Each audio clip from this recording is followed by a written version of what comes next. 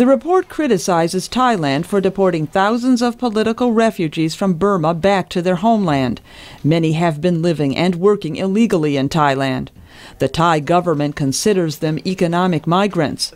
Meryl Smith, editor of the report, says when Burmese refugees in boats tried to land in Thailand, the Navy intercepted them. They towed them back out to sea with disabled engines and inadequate food and water. At least 1,000 of them. Some 400 were rescued in Indonesia or found later and nearly died. Hundreds more were missing and presumed drowned. The survey says more than 2 million Palestinian refugees live in the Gaza Strip, the occupied West Bank, and neighboring Lebanon.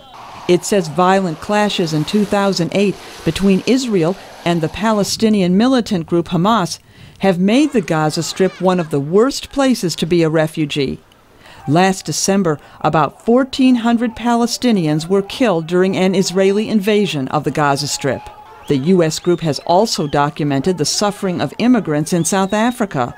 Last year, mobs in South Africa's slums viciously attacked African immigrants from nearby countries who were seeking refuge and jobs. As many as 10,000 fled north to Zambia. The largest number of people who fled their country last year were from Somalia. 60,000 Somalis crossed the border into Kenya. The report criticizes Kenya for forcing hundreds of them back to Somalia, where government forces and opposition Islamic factions have been fighting for years. The survey says African refugees living in Egypt, mostly from Eritrea and Sudan, have been shot or arrested trying to cross into Israel, seeking jobs. It also says Brazil, Ecuador, and Costa Rica are among the best countries for refugees, who are mostly from Colombia. Costa Rica even gives refugees small loans to start businesses. Brazil actually resettled 100 Palestinians from one of the camps on the Iraqi border, which were in a very dire situation, and very few other countries would take them. The U.S. Committee for Refugees and Immigrants says the number of refugees last year declined slightly to about 13.5 million.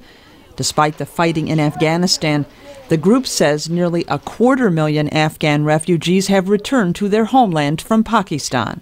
The situation in Pakistan has also deteriorated last year, including serious fighting between the authorities and the Taliban in many of the areas where the Afghan refugees continue to dwell in Pakistan. So many of them were fleeing insecurity in Pakistan that they found to be actually worse than what they feared in Afghanistan.